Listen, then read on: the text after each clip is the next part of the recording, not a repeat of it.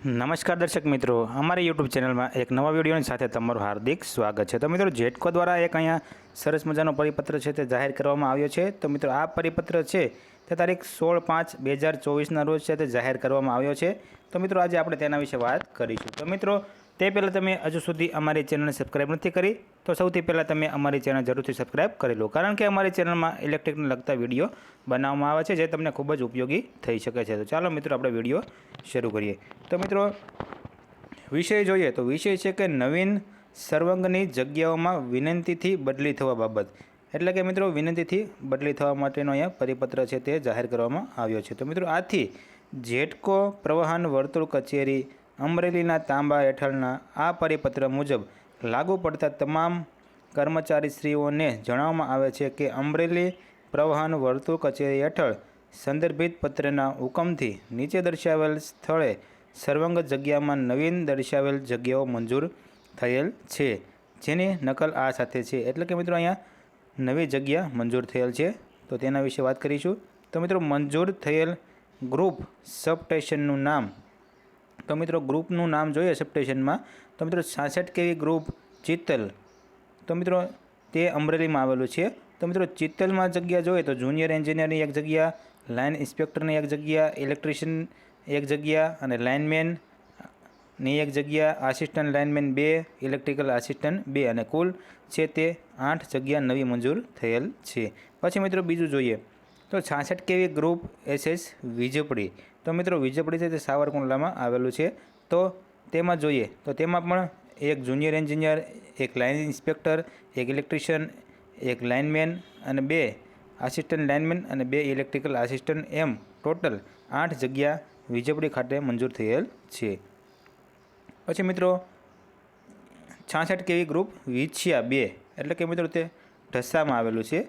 તો મિત્રો તેમાં પણ આ જ રીતે, એટલે કે એક જુનિયર એન્જિનિયર, એક લાઇન ઇન્સ્પેક્ટર, એક ઇલેક્ટ્રિશિયન, એક લાઇનમેન, 2 આસિસ્ટન્ટ લાઇનમેન અને 2 ઇલેક્ટ્રિકલ આસિસ્ટન્ટ, એમ ત્યાં પણ ટોટલ 8 જગ્યા મંજૂર થયેલ છે। અને મિત્રો ચોથું જોઈએ તો મિત્રો પાલીતાણા 2 પ્રવાહન વિભાગીય કચેરી વર્તેજ, તો પણ ત્યાં પણ એક જગ્યા છે જેઈ, એક ઇલેક્ટ્રિશિયન, એક લાઇનમેન, પછી 2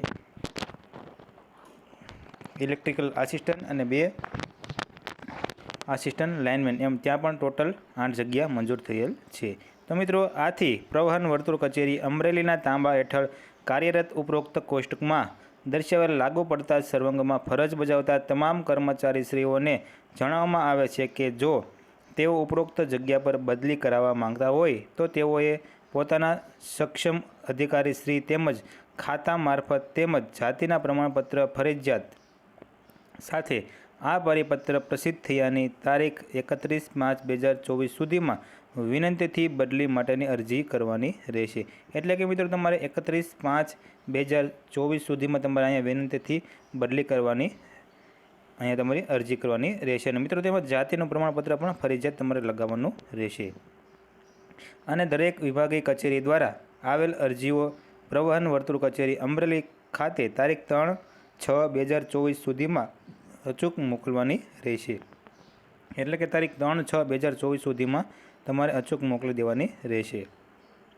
પછી સદર પરિપત્રને અનુલક્ષીને ખાસ નોંધ લેવાની બાબતો, તો તેમાં પહેલું જોઈએ તો સદર પરિપત્ર મુજબ કોઈ એક કર્મચારી શ્રી તેઓની અરજીમાં ફક્ત એક જ સ્થળ બતાવી શકાશે, તેમજ એકથી વધુ સ્થળ દર્શાવેલ હશે તો તેવી અરજીઓને ધ્યાનમાં લેવામાં આવશે નહીં। એટલે કે મિત્રો તમારે કોઈ પણ એક જ સ્થળ દર્શાવવાનું રહેશે, એકથી વધુ તમારે સ્થળ દર્શાવવાના નથી। પછી બીજું જોઈએ તો આ પરિપત્ર બહાર પડ્યા પછીની તારીખથી નવીન જગ્યાઓની અરજીઓ ધ્યાને લેવામાં આવશે, તેમજ અગાઉ કરેલ અરજીઓને ધ્યાને લેવામાં આવશે નહીં।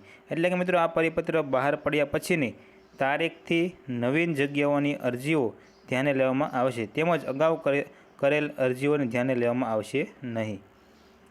પછી મિત્રો ત્રીજું જોઈએ તો ઉપરોક્ત દર્શાવેલ સ્થળો પૈકી કોઈ એક સ્થળ પર એક સર્વંગમાં એકથી વધુ અરજીઓ હશે તો તેવી અરજીઓમાં આવેલ અરજીઓમાંથી જે લાગુ પડતા કર્મચારીશ્રીને સ્ટેશન સિનિયોરિટી વધુ હશે તેઓની અરજી ધ્યાને લેવામાં આવશે। ત્યારબાદ બાકી રહેલ અરજીઓ આપોઆપ રદ બાતલ ગણાશે। પછી ચોથું જોઈએ તો લાગુ પડતા દરેક કર્મચારીશ્રીઓએ અરજીમાં સદર પરિપત્રનો ફરજિયાત ઉલ્લેખ કરવાનો રહેશે. એટલે કે તમારે પરિપત્રમાં અહીંયા તમારે ઉલ્લેખ કરવાનો પણ રહેશે. પછી મિત્રો આ પરિપત્ર મુજબ અરજી કરનાર કર્મચારી શ્રી અન્ય વિભાગીય કચેરી માટે પણ અરજી કરી શકશે.